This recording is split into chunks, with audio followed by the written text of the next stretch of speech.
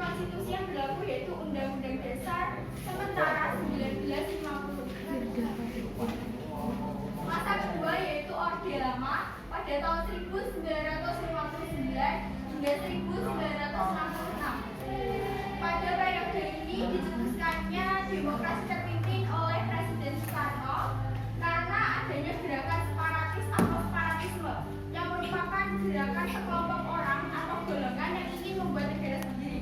Yang kedua dikarenakan tersendatnya pembangunan ekonomi, dan yang ketiga dikarenakan gagangnya badan konstitut.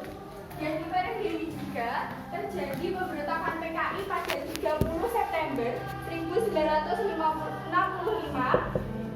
Ada yang tahu tujuan dari pemberontakan PKI? PKI melakukan pemberontakan dengan tujuan untuk mengubah Indonesia menjadi negara komunis yang berkiblat pada Uni Soviet. Tapi semua itu dapat digagalkan dan semua pelakunya dijatuhi hukuman sesuai perbuatannya. Selanjutnya ada masa Orde Baru pada tahun 1967 hingga 1997. Pada masa ini demokrasi terpimpin yang dicetuskan oleh Presiden Soekarno mendapatkan tamparan keras ketika PKI melakukan pemberontakan. Akibat dari pemberontakan itu, PKI dan seluruh organisasi yang dinaunginya dibubarkan. Begitu juga dengan Presiden Soekarno yang merupakan pimpinan besar revolusi dan panglima angkatan perang, secara pasti sedikit demi sedikit kehilangan kekuasaannya, bahkan lengser dari jabatannya.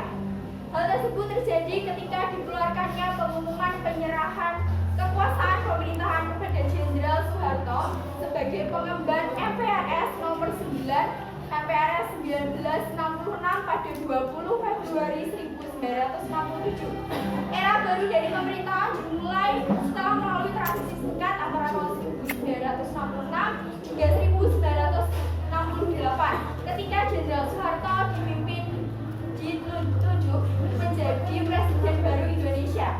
Era tersebut kemudian dikenal dengan era Orde Baru dengan konsep demokrasi Pancasila. Masa selanjutnya ada masa reformasi dari tahun 1998 hingga sekarang.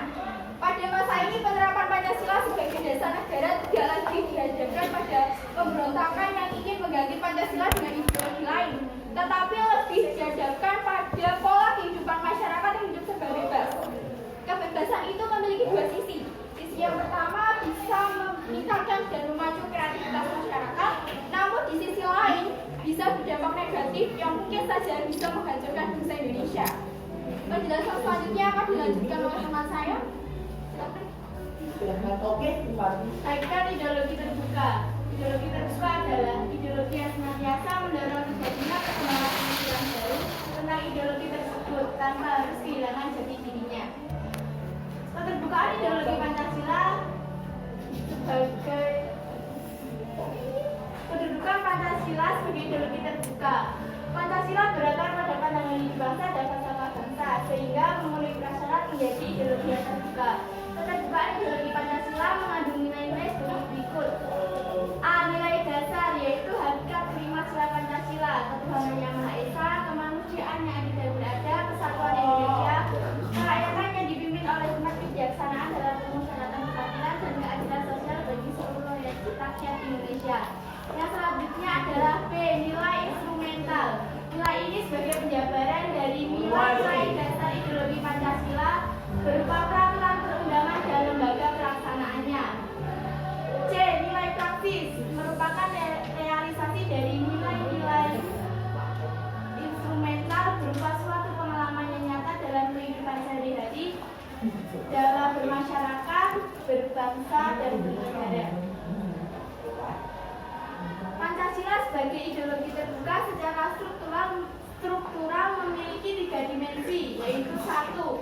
Dimensi idealisme. Dimensi ini menekankan bahwa nilai-nilai dasar yang terkandung dalam Pancasila yang bersifat sistematis, rasional, dan menyeluruh itu merupakan hakikat dan bersumber pada filsafat Pancasila. 2. Dimensi normatif. Dimensi ini mengandung pengertian bahwa nilai-nilai yang terkandung dalam Pancasila perlu dijabarkan dalam sistem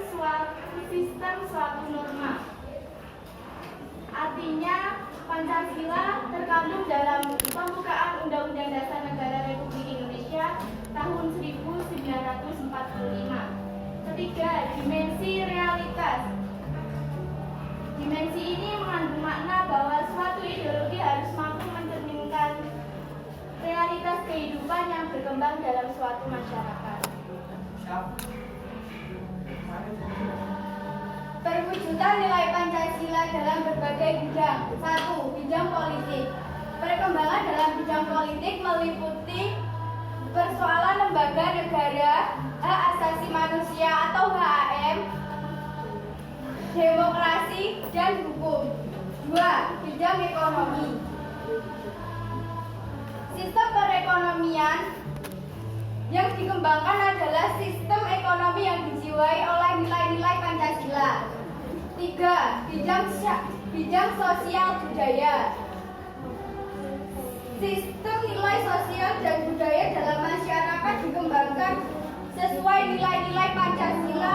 Oleh karena itu, proses modernisasi perlu terus dikembangkan.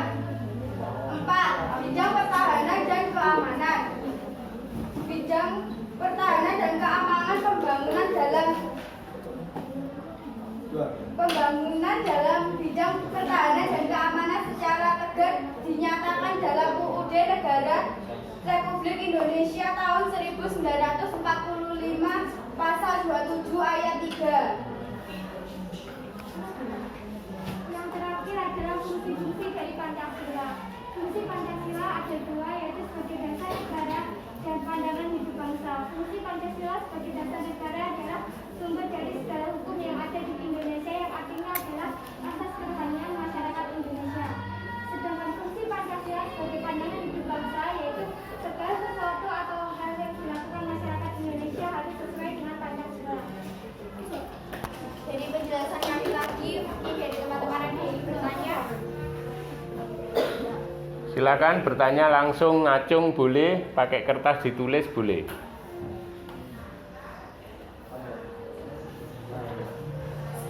Tidak ada?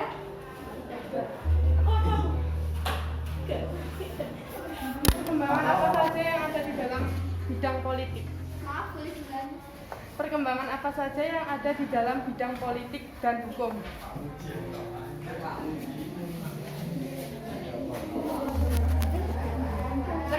Perkembangan dalam bidang politik meliputi persoalan lembaga negara, hak asasi manusia atau HAM, demokrasi, dan hukum.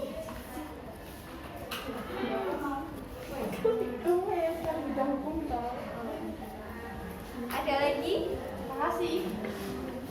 Tidak ada?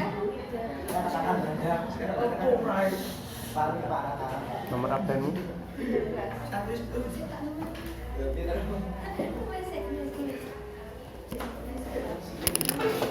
Ayo, yang ingin bertanya langsung ngacung boleh, kirim soal di kertas juga boleh.